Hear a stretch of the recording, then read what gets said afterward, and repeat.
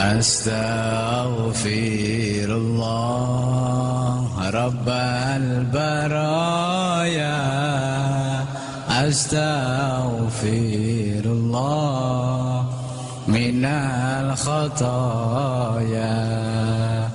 Rabbi zidani ilman nafi'a wa wafiqani amalan salihah. Ya Rasulullah salamun alaik ya rafi'a sya'ni adfatan ya jiratal alami. Ya uhailal judi wal karami. Ya uhailal judi wal karami.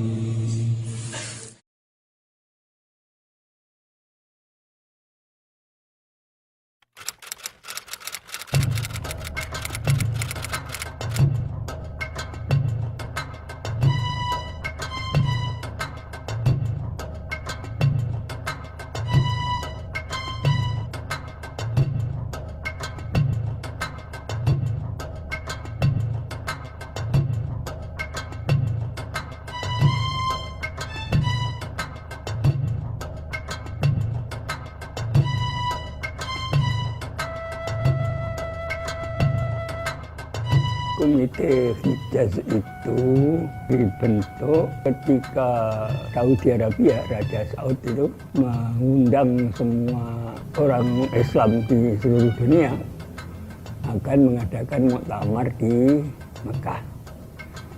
Komite Hijaz artinya komite untuk menangani masalah praktek keagamaan di negeri Hijaz.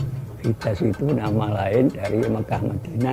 Jazirah Arabia sebelah barat yang meliputi Mekah, Madinah, Jeddah dikuasai oleh pasukan tentara Wahabi yang langsung dipimpin oleh Raja Abdul Aziz bin Abdurrahman bin Muhammad bin Saud. Maka mereka melakukan hal-hal yang bertentangan dengan prinsip Ahlussunnah wal Jamaah, yaitu membongkar situs-situs sejarah, bahkan sampai kuburan-kuburan para sahabat. Di Ma'la itu ada kuburannya Sayyidah Khadijah, Asma binti Abu Bakar, Abdullah bin Zubair. Ulama-ulama semua dibikin rata dengan tanah. Kemudian situs sejarah juga dibongkar, makom Syafi'i, tempat mengajarnya Imam Syafi'i. Terakhir akan membongkar makom Hadrati Rasul sallallahu alaihi wasallam dan Sayyidina Abu Bakar Umar. Baru Kiai Hasyim Asy'ari, Kiai Wahab dan kiai-kiai tersentak mendengar bahwa kuburan Nabi Muhammad akan dibongkar. Segera dibentuk Komite Hijaz. Saudi Arabia di bawah kekuasaan Muhammad bin Abdul Wahab menerapkan pemerintahan dan menerapkan Islam menurut paham Wahabi. Yang boleh hidup hanya mazhab Wahabi. Mazhab 4 tidak boleh. Yang itu tidak cocok, bahkan dianggap berbahaya oleh para pemimpin Islam Indonesia, kiai-kiai di Indonesia. Jadi kiai-kiai di Indonesia ingin menyampaikan hal ini kepada Raja Saudi Arabia. Nah, maunya kiai-kiai ini nunut delegasi ke muktamar khilafah di Mekah itu. Tapi kemudian tahu-tahu nama Kiai Wahabi, alasannya karena kiai pesantren belum punya organisasi. Penghapusan nama Kiai Wahab ini menimbulkan kekecewaan, ya katakanlah mungkin juga kemarahan di kalangan pesantren. Maka kiai-kiai berkumpul, kesimpulannya kiai-kiai terutama di dalam Komite Hijaz merasa wajib harus ada organisasi para ulama Ahlussunnah wal Jamaah di Indonesia. Nah, maka organisasi itulah yang kemudian disebut Nahdlatul Ulama. Begitu akan berangkat ke Saudi Arabia, delegasi Komite Hijaz ini sudah atas nama Nahdlatul Ulama. surat yang dibawa oleh Kiai Wahab kepada Raja Saudi juga sudah atas nama Nahdlatul Ulama. Berangkat ke Jeddah diterima oleh Raja Abdul Aziz, menyampaikan salam umat Islam seluruh negeri Jawa dan memohon satu, para tamu Allah baik yang umroh maupun yang haji selama berada di Mekah, Madinah, Jeddah diberi kebebasan beribadah sesuai dengan mazhabnya masing-masing. Yang kedua, imam dan khotib Masjidil Haramain digilir. Misalkan satu minggu ini bermadzhab Hanafi, minggu depan mazhab Maliki, minggu depan mazhab Syafi'i, minggunya lagi mazhab Hambali. Yang ketiga, mohon dengan sangat makom hadrati Rasul sallallahu alaihi wasallam dan Abu Bakar Umar jangan dibongkar. Yang dikabulkan cuma yang satu ini yang dikabulkan. Yang khutbah digilir dan kebebasan cara beribadah itu tidak dikabulkan.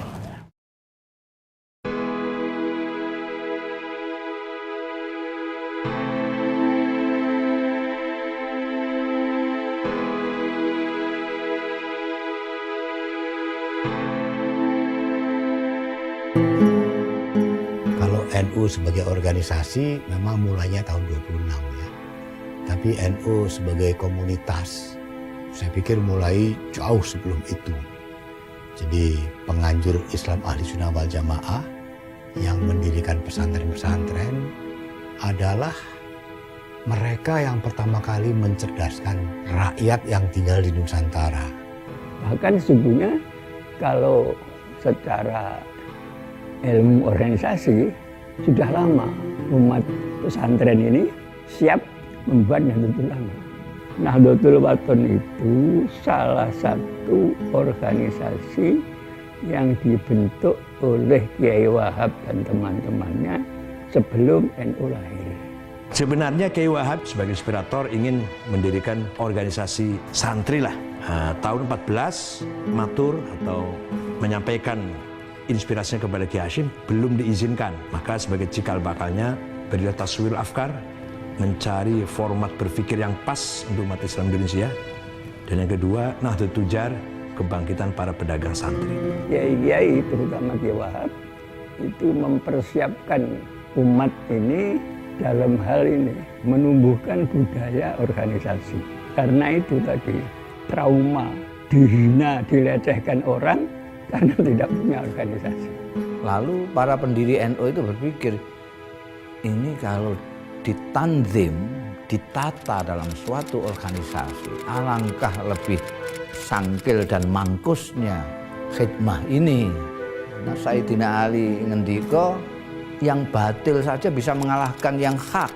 Kalau yang batil ditata dengan rapi dan yang batal tidak.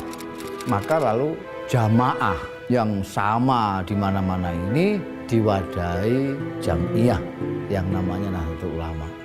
Tahun 26 itu Kiai Hasyim Asy'ari bersedia menjadi Rois NU dan oleh Kiai Wahab diberi jabatan Rois Akbar. NU lahir tahun 26 itu adalah menstrukturkan yang kultural. Karena itu ada semacam gap antara wadah dan isinya. Wadahnya modern, isinya tradisional.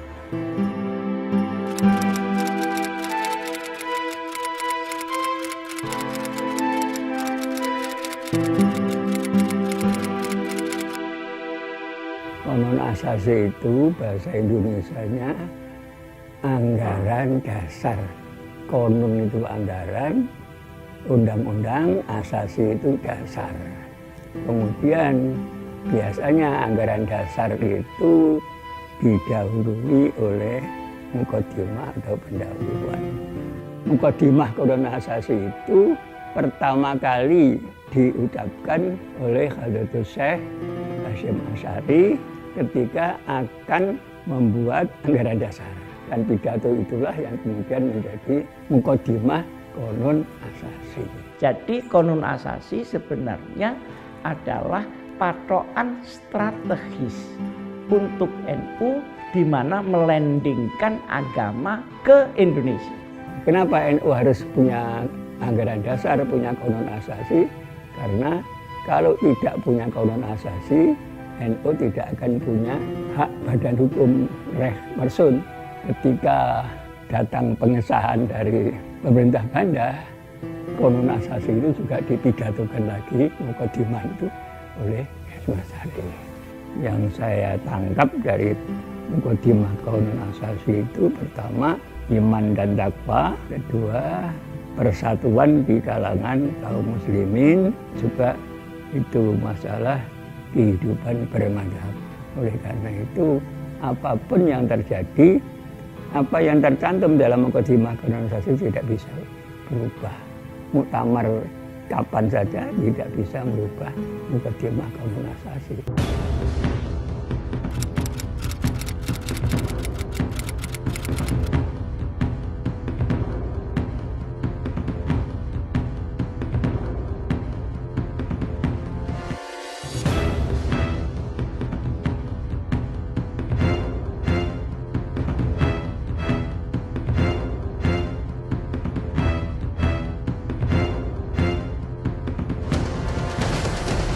Peran NU tidak bisa diragukan, sangat besar sekali. Para ulama, para kiai bersama masyarakat yang taat kepada kiai sangat-sangat anti dengan penjajah. Beberapa kiai banyak sekali menjadi pahlawan yang tidak dikenal, yang berkorban dengan jiwanya melawan penjajah Belanda itu. NU yang dipimpin oleh Hadratus Syekh dan kiai-kiai sepuh pada waktu itu menanamkan kepada orang NU seperti halnya kiai-kiai pesantren menanamkan kepada santri-santrinya bahwa kita itu orang Indonesia yang beragama Islam, bukan sekedar orang Islam yang kebetulan di Indonesia. Sehingga kalau ada sesuatu yang mengancam Indonesia, otomatis sebagai orang Indonesia tidak usah disuruh siapa-siapa, tidak usah ditanya kontribusi segala macam, itu rumah-rumahnya sendiri. Kiai-kiai yang kemudian membentuk NU ini sejak sebelum terbentuknya NU sudah punya budaya melawan penjajahan, itu sudah ada. Ini saya rasakan sendiri sebagai orang yang pada saat-saat pergerakan itu. Saya waktu itu sedang mondok di Tebuireng. Bagaimana suasana santri Tebuireng menghadapi perlawanan terhadap penjajahan. Ini salah satu bukti bagaimana para kiai itu memusuhi penjajahan, melawan penjajahan dengan caranya sendiri. Dan sebelum ada Budi Utomo, sebelum ada macam-macam.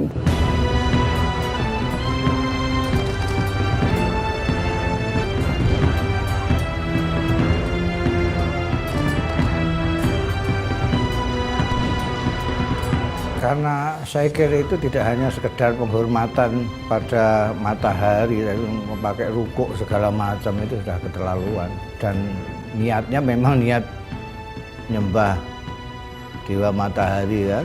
Kiai Hasyim Asy'ari sendiri pernah ditahan 1 bulan oleh Jepang karena menolak keluar dari tahanan, tangan kanannya mati, tangan kanannya sudah tidak bisa bergerak. Mungkin dalam Kongres Pemuda peran kita tidak signifikan. Tapi menjelang mendirikan negara, beberapa tokoh NU ikut di dalam BPUPKI dan PPKI. Kalau dilihat dari jumlah mungkin tidak banyak ya, karena secara resmi berperan di BPUPKI itu kan Kiai Maskur dan Kiai Wahid Hasyim ya. Kemudian di PPKI mungkin hanya Kiai Wahid Hasyim yang berperan, karena dari 61 menjadi 17, lalu ditambah anggota baru kira-kira 20, sisanya yang anggota BPUPKI itu tidak semuanya masuk ke PPKI. Cuma kalau dilihat dari sudut substansi dan dampaknya bagi pembangunan bangsa atau berdirinya sebuah bangsa dan negara itu sangat besar. Yang menonjol adalah Pak Wahid Hasyim yang duduk di dalam Panitia 9 yang merumuskan pembukaan Undang-Undang Dasar. Jadi perannya cukup besar menurut saya. Karena dari sudut substansi itu NU tentu memberikan sumbangan-sumbangan bagi perumusan dasar negara yang kemudian menjadi Pancasila. Di dalam BPUPKI yang memperdebatkan dasar negara tanggal 29 Mei sampai dengan 1 Juni, itu NU juga ada di dalamnya dan ikut di dalam perdebatan sehingga deadlock pada tanggal 1 Juni. Kemudian pada tanggal 22 Juni ada Piagam Jakarta. Di situ dari 9 orang terpilih ada satu orang yang bernama Kiai Wahid Hasyim mewakili golongan Islam. Nah, itu dampaknya terhadap ideologi negara. Sumbangan NU itu sangat signifikan. Proklamasi kami bangsa Indonesia dengan ini menyatakan kemerdekaan Indonesia. Hal-hal yang mengenai pemindahan kekuasaan dan lain-lain diselenggarakan dengan cara saksama dan dalam tempo yang sesingkat-singkatnya. Jakarta, 17 Agustus 1945, atas nama bangsa Indonesia, Soekarno, Hatta.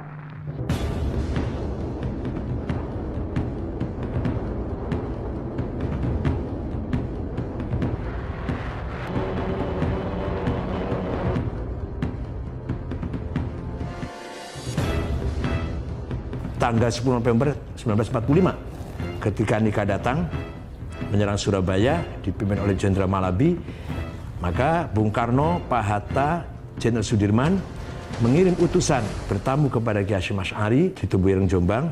Bung Karno menanyakan hukumnya membela tanah air, bukan bela Islam, membela tanah air. Kiai Hasyim Asy'ari mengumpulkan para ulama, jaringan-jaringan ulama di kontak semua, kumpul di Tebuireng tanggal 20 sampai 22 Oktober tahun 45. 2 hari 2 malam diskusi yang melahirkan resolusi jihad Hasyim Asy'ari. Singkatnya, mempertahankan hak tanah air melawan penjajah, hukumnya fardhu ain, wajib, seperti wajibnya sholat, seperti hukum wajibnya sholat. Penduduk Surabaya dan sekitarnya radius 80 km harus melawan dengan senjata, yang di luar radius kilometer harus mendukung dengan apa saja. Bung Tomo sowan Hadratus Syekh Hasyim Asy'ari. Karena itu Hadratus Syekh mengeluarkan fatwa jihad ketika ada sekutu mau masuk ke Indonesia. Kenapa? Karena itu mau menyerang rumahnya. Di lapangan, Kiai Wahab yang sebagai komandan umum mengambil tempat di sebuah rumah di desa Siwalkerto. Di lapangan, Kiai Abbas dari Cirebon dan Kiai Maskur dari Malang, itu yang sebagai komandan lapangan. Yang mimpin di 10 November itu antara lain ada Kiai Abbas dari Buntet. Jadi yang perlaya pada saat kejadian itu yang banyak ya santri-santri. Santri-santri.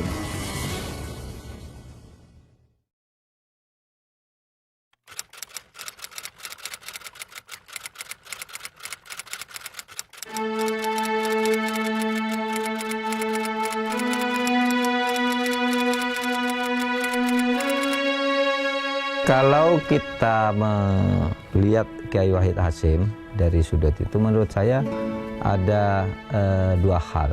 Pertama, ketika beliau memperjuangkan garis politik. Yang kedua, ketika melaksanakan keputusan politik. Nah, ketika memperjuangkan garis politik, sangat jelas sekali Kiai Wahid Hasyim ini memperjuangkan nilai-nilai Islami dalam kehidupan bernegara dengan pendirian yang kokoh. Bahkan kemudian menjadi salah satu tokoh penting ketika misalnya Kiai Wahab Hasbullah itu karena persoalan pandangan keagamaan dan kenegaraan itu menjadikan NU sebagai partai sendiri yang terpisah dari Masyumi. Dan itu diikuti oleh Kiai Wahid Hasyim sebagai perjuangan.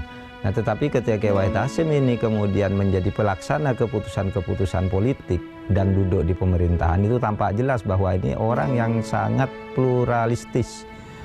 Penganut paham pluralisme, paham kebangsaan yang sangat kokoh.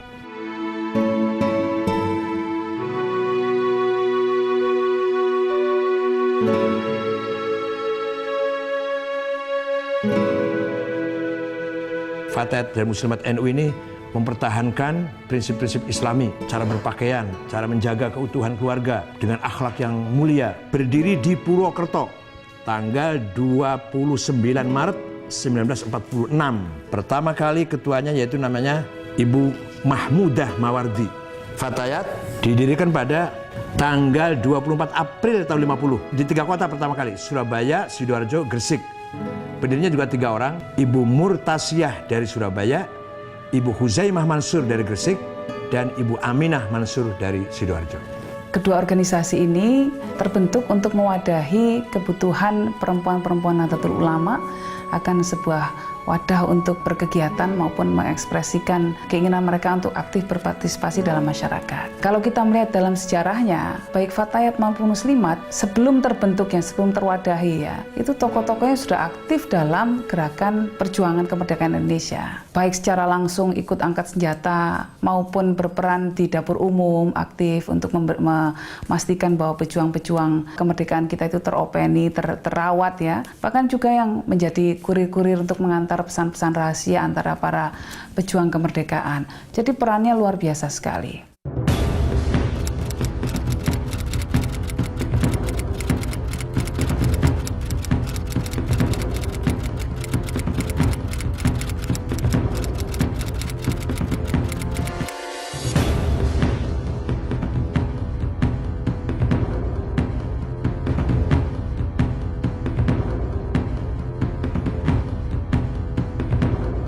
NU banyak tersinggung karena kiai-kiai NU sering tidak diajak bicara, diajak berembuk oleh tokoh-tokoh yang non-NU. Akhirnya NU keluar dari Masyumi dan menjadi partai sendiri. Tidak tahunya Tuhan yang ngatur, tidak lama terjadi PRRI, pemberontakan PRRI yang banyak sekali tokoh-tokoh Masyumi non-NU terlibat. Seandainya NU tidak keluar dari Masyumi, ikut dibubarkan. Padahal waktu keluarnya NU dari Masyumi bukan karena mengetahui akan ada pemberontakan, tidak. Tapi itulah tangan Tuhan yang ikut campur, menggerakkan hati para ulama NU agar keluar dari Masyumi. Ya sebetulnya hubungan itu tidak berjalan mulus karena perbedaan latar belakang. Kebanyakan tokoh-tokoh Masyumi adalah berpendidikan barat, menjadi intelektual dan menganggap enteng para ulama NU yang sebetulnya tidak kalah dari mereka. Karena adanya ketidaksesuaian pendapat dengan tokoh-tokoh dalam Masyumi, maka ulama-ulama NU mendirikan partai dan akhirnya menjadi pemenang ketiga dari pemilu. Dalam kurun itu yang menonjol adalah pemberian gelar Waliul Amri Daruri Bisyaukah kepada Presiden Soekarno yang dilandaskan dengan ketentuan-ketentuan di dalam fikih. Orang-orang yang tidak paham fikih menganggap itu upaya menjilat Bung Karno, padahal sama sekali jauh dari itu. Nah, ketika itu NU masih memperjuangkan Islam menjadi dasar negara yang dilakukan di dalam waktu 56 sampai 59 di dalam Majelis Konstituante.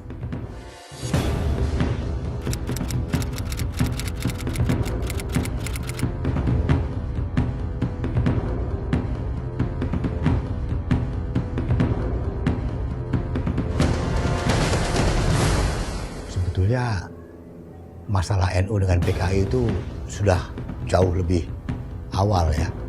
Tahun 48 kan terjadi pemberontakan Madiun, di mana para kiai dari berbagai pesantren dibunuh oleh orang-orang PKI.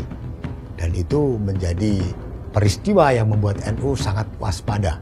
Tidak hanya NU saya pikir, juga banyak kelompok lain termasuk TNI dan pihak-pihak non-Islam. Setelah demokrasi terpimpin, setelah kembali kepada Undang-Undang Dasar 45, posisi Bung Karno kan kembali menjadi kepala pemerintahan. PKI memanfaatkan Bung Karno, dan Bung Karno pun menurut saya terlalu percaya kepada PKI. Dan ini mendapatkan perlawanan dari TNI dan juga dari umat Islam serta kelompok-kelompok lain yang tidak setuju dengan PKI. Dan itu mencapai puncaknya pada tanggal 30 September ketika G30S PKI, maka terjadilah yang kita lihat. Jadi peristiwa 65 itu harus dilihat bahwa itu konteks sejarah dan konteks pemberontakan di Indonesia. Tidak boleh hanya dilihat konteks korban daripada 65 saja. Karena adanya korban itu karena adanya pemberontakan. Itu. Dan yang di NU pun yang jadi korban juga banyak. Nah, yang jadi masalah memang adalah keterlibatan sejumlah kawan dari Ansor dalam tindakan kekerasan yang memakan korban sangat banyak. Tapi kita tidak bisa menyalahkan kawan-kawan ini karena pada saat itu kondisinya adalah perang antara membunuh atau dibunuh. Dan mereka pun ditekan oleh satu kekuatan yang tidak bisa mereka lawan. Mereka harus melakukan tindakan kekerasan yang sebetulnya tidak perlu terjadi. Itu bagian dari perjalanan sejarah. Biarlah itu berlalu, bangsa ini biar bersatu. Tapi itu urusan sejarah, itu peninggalan sejarah kita nggak usah bicara itu lagi. Mari kita rekonsiliasi antara sama anak bangsa ini. Nah, kita belajar dari peristiwa itu untuk tidak kita ulangi ke masa depan.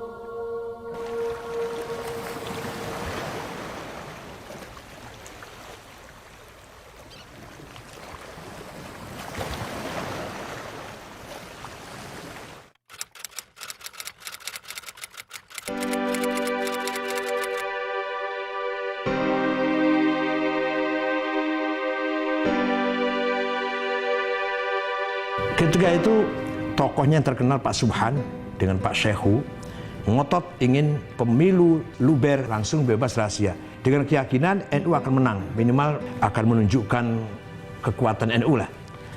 Ketika itu suasananya Pak Harto dan beberapa tokoh nasional, tokoh TNI terutama Angkatan Darat tidak berkenan kalau NU itu menjadi partai pemenang. Maka dari Sekber Golkar, sekretariat bersama golongan karya yang di situ juga ada Pak Subhan di situ. Kemudian dijadikan kendaraan, tidak mengatakan itu partai, tapi itu golongan karya dan golongan karyalah yang harus menang. Kalau menurut saya, dulu itu ada kekuatan sosial politik di Indonesia itu ada 6. PNI, Masyumi, PKI, NU, militer. Setelah Bung Karno tidak ada, PNI tidak ada, Masyumi tidak ada, PKI tidak ada, tinggal 2. Tentara bikin Golkar. Maka yang dijeleng-jeleng, yang ditekan-tekan itu NU. Pemilu pertama tahun 71 sudah diperlakukan begitu kejam, NU masih eksis. NU menjadi sasaran dari pemerintah Orde Baru pada pemilu tahun 71 dan seterusnya. Hal itu terjadi karena pemerintah masih menganggap NU masalah, ancaman, karena masih menginginkan negara berdasar Islam. Karena itu lalu dilakukan segala macam upaya, termasuk akhirnya dibonsaikan dalam P3. Dan betul-betul NU waktu itu sudah menjadi kecil secara politik. Ya itulah sejarah perjalanan bangsa kita. Kita tidak usah mengungkit-ungkit itu ke belakang. Kita maafkan, tapi tidak bisa dilupakan. Atas nama pimpinan Majelis Permusyawaratan Rakyat, saya sampaikan selamat bersidang, selamat bermusyawarah. Semoga Allah Subhanahu wa Ta'ala senantiasa melimpahkan taufik dan hidayahnya kepada kita sekalian dalam rangka usaha pembangunan bangsa dan negara Republik Indonesia.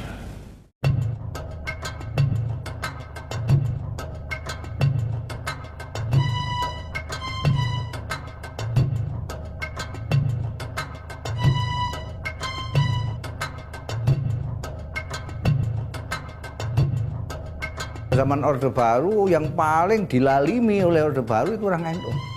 Orang NU yang paling dilalimi. Agak kendor dilalimi itu sebentar saja ketika NU menerima asas Pancasila dan mengeluarkan Khitoh itu. Khitoh ini merupakan langkah besar dari NU. Maknanya adalah pertama penyatuan wawasan NU dengan kepentingan nasional. Sehingga NU bukan lagi bagian dari partai politik. Dia harus menjadi bagian dari kepentingan nasional. NU mempunyai istihad, sepakat bersama Munas Situbondo dalam Munas itu, bahwa NU keluar dari partai politik, kembali ke khitoh NU, yaitu pertama kali NU dibangun oleh Kiai Hasyim Asy'ari, bukan sebagai partai politik, sebagai organisasi keagamaan dan kemasyarakatan. Penerimaan NU terhadap Pancasila pada tahun 83 di Munas Alim Ulama yang diperkuat dengan Muktamar tahun 84, tidak ada lagi masalah itu. Dan itu penerimaan itu adalah menurut saya awal baru dari hubungan antara Islam dan Indonesia. Gus Dur sama Kiai Ahmad Siddiq itu mempunyai diplomasi yang bagus sekali, sehingga bisa meyakinkan Pak Harto bahwa Khitoh ini akan lebih baik. Dan ternyata dimanfaatkan betul sama Pak Harto. Khitoh ini untuk menghalang-halangi orang untuk berpolitik praktis saat itu. Khitoh Nahdlatul Ulama itu berarti menata kembali Nahdlatul Ulama menurut cita-cita semula. Itu pokoknya ke sana. Ya, noto masalah dakwah, masalah ibadah, masalah paham keagamaan, dan lain-lain. Juga noto bagaimana sikap kenegaraan kita, dan lain-lain, termasuk juga bagaimana sikap kita terhadap politik.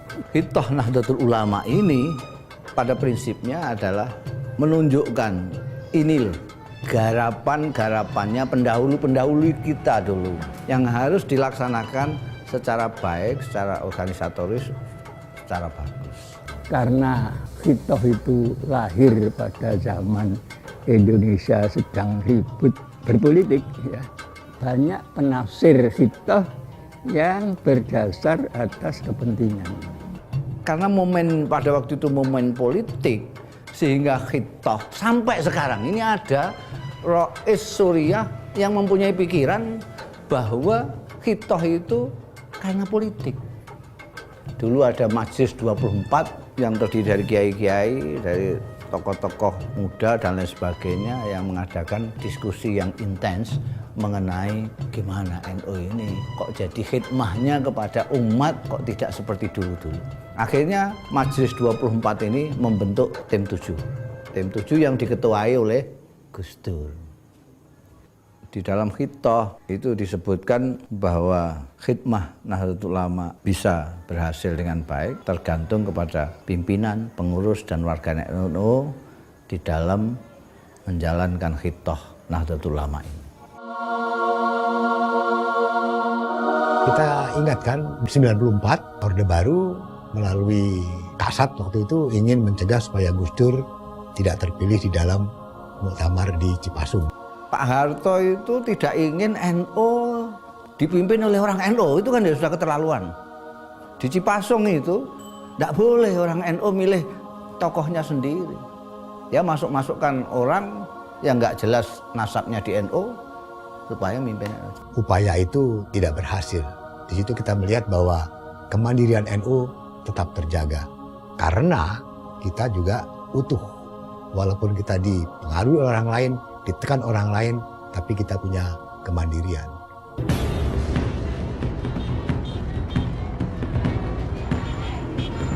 Selama Orde Baru, P3 tidak pernah dipimpin oleh orang NU.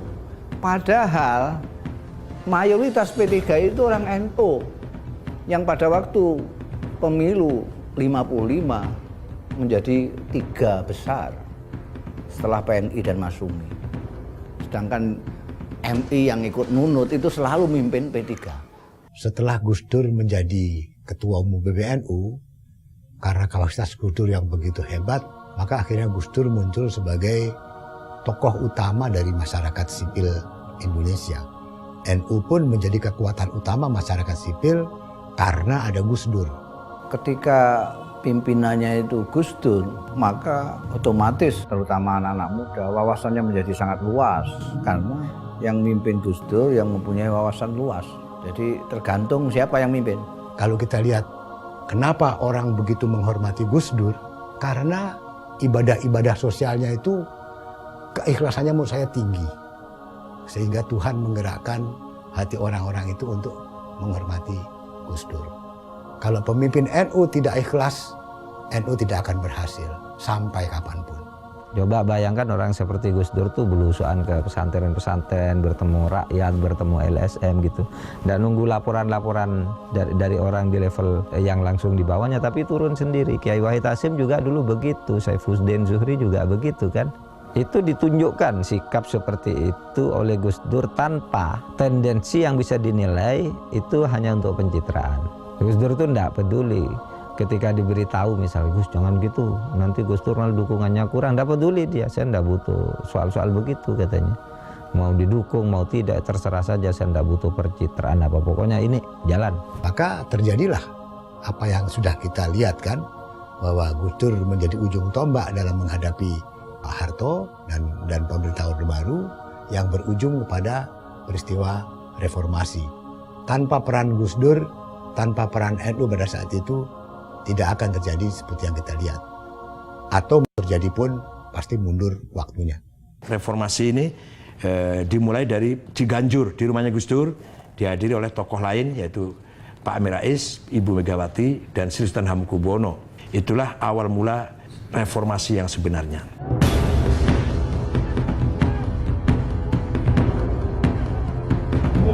Alhamdulillah wassalatu wassalamu ala Rasulillah Sayyidina Muhammad ibn Abdullah sallallahu alaihi wasallam. Kesini karena ini anti kekerasan.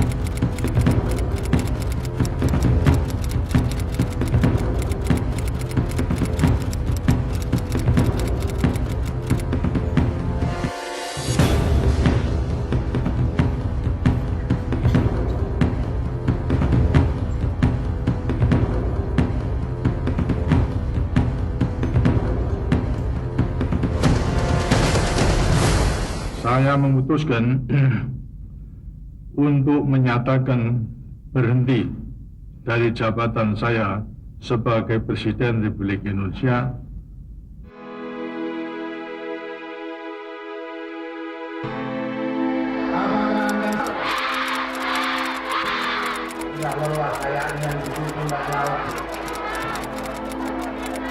Ayo kita ulang, ayo kami membela yang benar.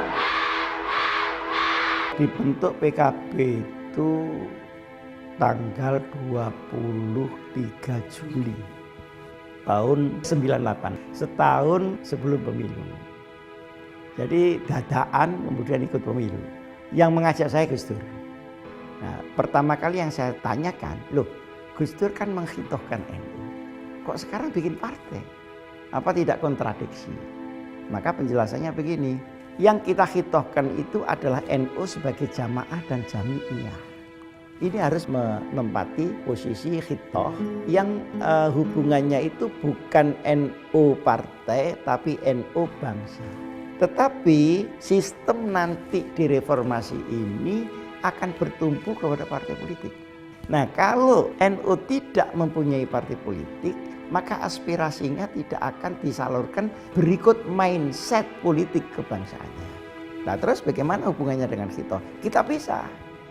Karena ketika itu orang NU sebagai komunitas bisa digerakkan, maka PKB dapatnya besar. Ketika dapat besar, anak-anak kita banyak yang jadi DPR, DPRD, ada jadi menteri, ada jadi panitia ehod, Gus Dur sendiri jadi presiden, dan begitu kan? Sebagai hasil daripada jembatan ini tadi. Bismillahirrahmanirrahim. Sebagai presiden terpilih berdasarkan ketetapan MPR RI nomor.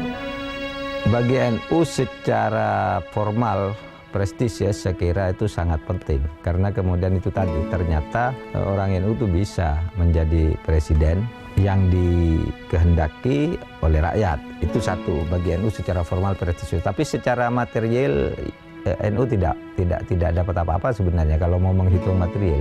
Kalau bagi bangsa ini yang terpenting, Gus Dur memperkuat visi kebangsaan kita. Gus Dur menunjukkan bahwa NU itu harus menjadi jangkar pluralisme, jangkar kebinekaan kita, jangkar kebangsaan kita. Itu ditunjukkan oleh Gus Dur. Gus Dur mikirnya bukan NU, mikirnya Indonesia.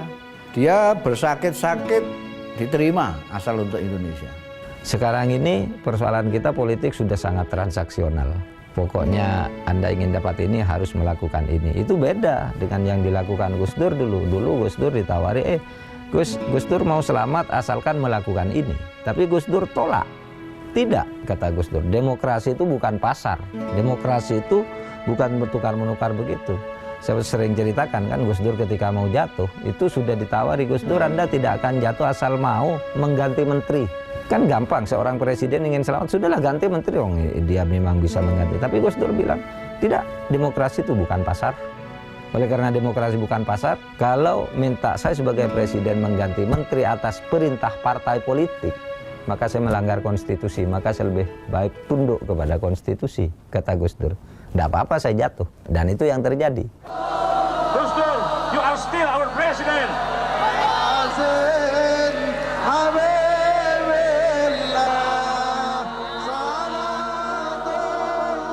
Pada waktu itu ya NU tentu mengalami pukulan secara moral ya, karena presiden Indonesia yang dibangga-banggakan oleh NU lalu jatuh dengan cara tragis seperti itu.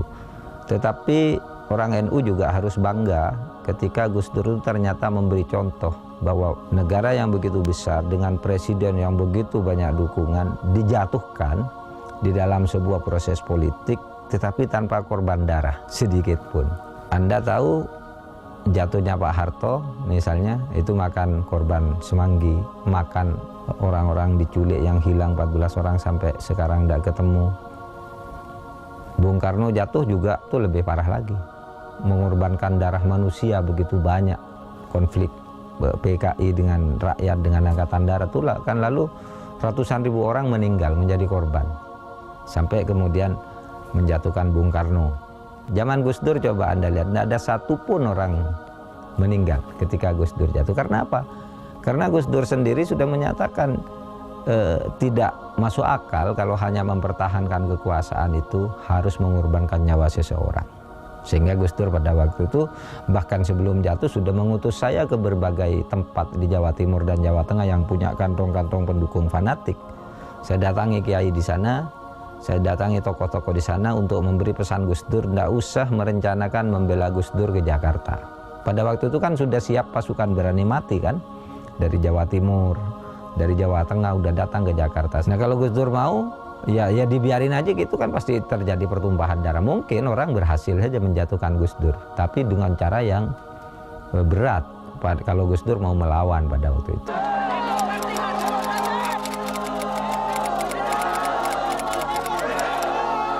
Saya akan tetap memimpin perjuangan moral menegakkan kebenaran.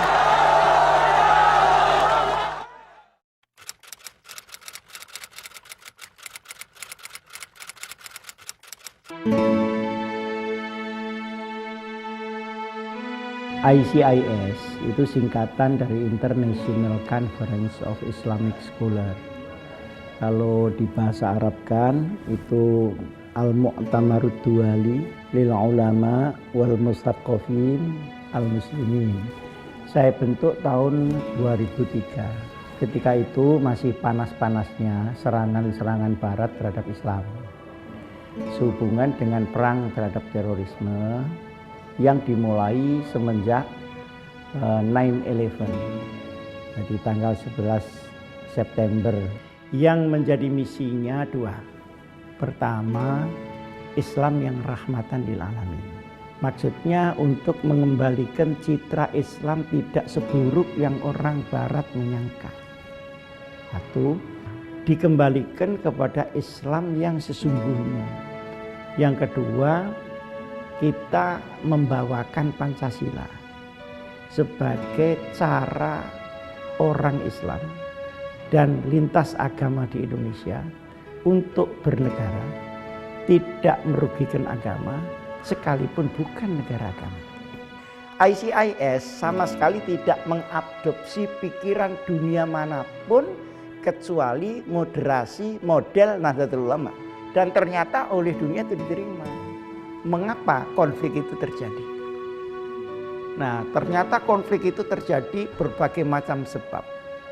Tidak hanya sebab agama, Tapi yang penting adalah sebabnya karena menyalahgunakan agama, dia tidak mengerti agama, atau faktor-faktor non-agama yang diagamakan.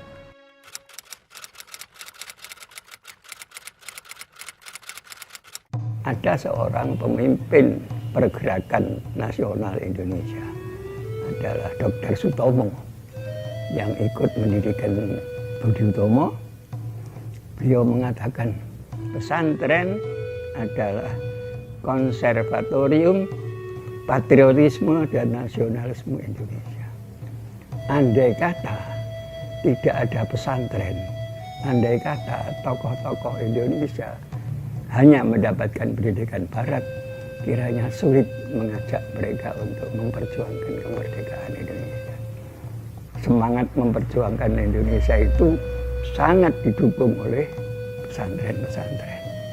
Nasionalisme itu sangat erat hubungannya dengan Nahdlatul Ulama, dan terakhir lagi ya kita bisa melihat tahun 83-84 itu waktu Situbondo dengan pernyataan bahwa republik ini adalah final ya.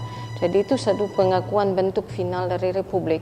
Ini sesuatu yang cukup luar biasa yang disumbangkan oleh NU.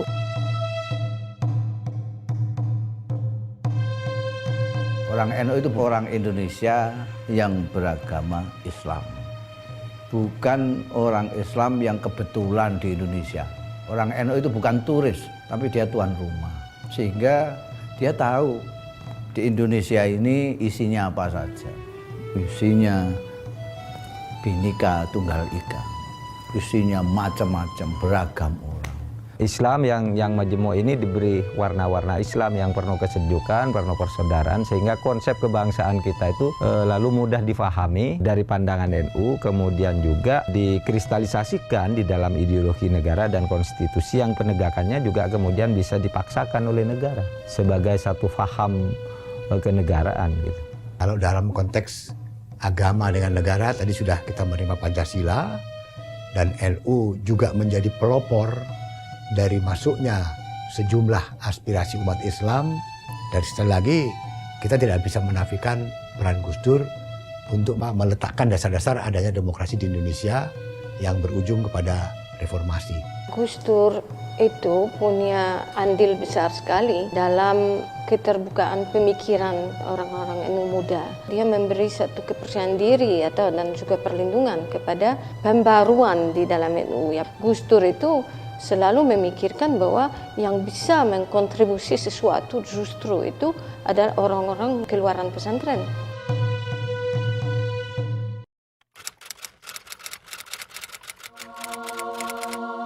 Proses regenerasi yang saya ketahui sih mengalir saja ya, sesuai dengan kebutuhan zamannya. Jadi kita melihat banyak sekali tokoh-tokoh NU yang kemudian memainkan peran baik dalam komunitas NU sendiri maupun dalam kancah nasional dan kemudian juga bahkan kancah internasional. Saya rasa tokoh-tokoh yang selama ini kita saksikan berperan besar dalam berbagai bidang memang juga adalah cerminan dari strategisnya posisi NU di tengah-tengah masyarakat saat ini. Rata-rata warga NU itu kan sudah dibekali dengan pengetahuan yang sangat komprehensif mengenai masalah kebangsaan terutama.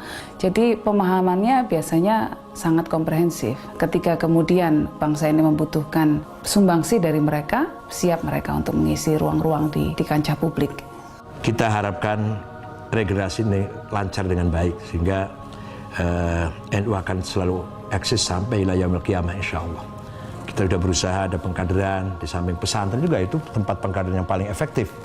Maka bagi saya pribadi ya, peran anak-anak muda NU itu adalah harus memastikan bahwa mereka bisa mengerek bisa mendorong agar globalisasi ini menjadi sebuah hal yang positif yang membawa maslahah terutama bagi tingkat akar rumput.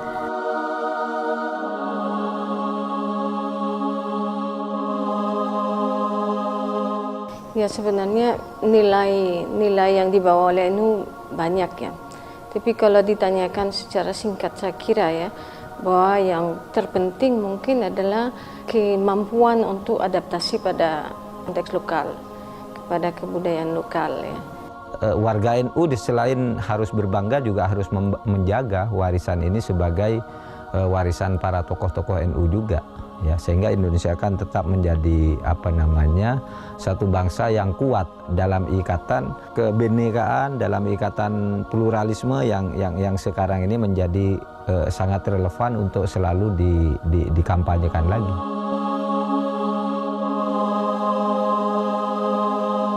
Kita ingin menjadikan Indonesia mutamaddin, Indonesia beradab, Indonesia berkeadilan, yang sejahtera, umat Islamnya cerdas, berkecukupan, bermartabat, disiplin, toleran, menjunjung tinggi perbedaan. Itulah namanya mutamaddin atau Madinah. Jadi kedepannya menurut saya peran kesejarahan NU adalah menjadi kekuatan utama masyarakat sipil untuk memperjuangkan demokrasi ekonomi. Kalau dalam era Gus Dur dulu NU melawan pemerintah karena pemerintahnya memang harus dilawan, maka kedepannya NU harus menjadi mitra pemerintah dalam mewujudkan demokrasi ekonomi. Astaghfirullah Rabbal baraya, Astaghfirullah minal khataya, Rabbi zidani ilman nafi'a wa wafiqani amalan sholihan. Kita telah kehilangan salah seorang putra terbaik bangsa, seorang guru dan bapak bangsa, dan seorang negarawan terhormat.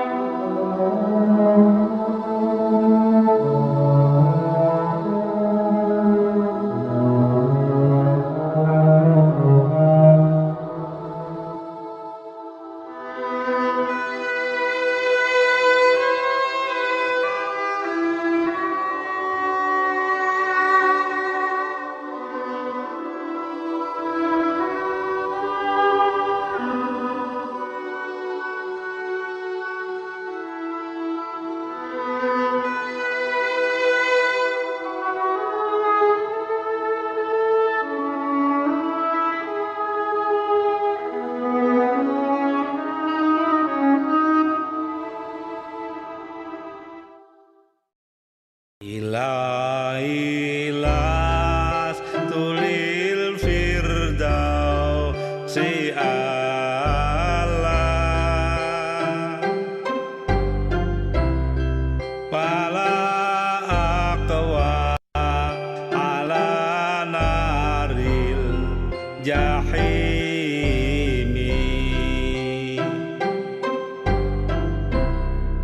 pahabali tau batau aufir dhunubi,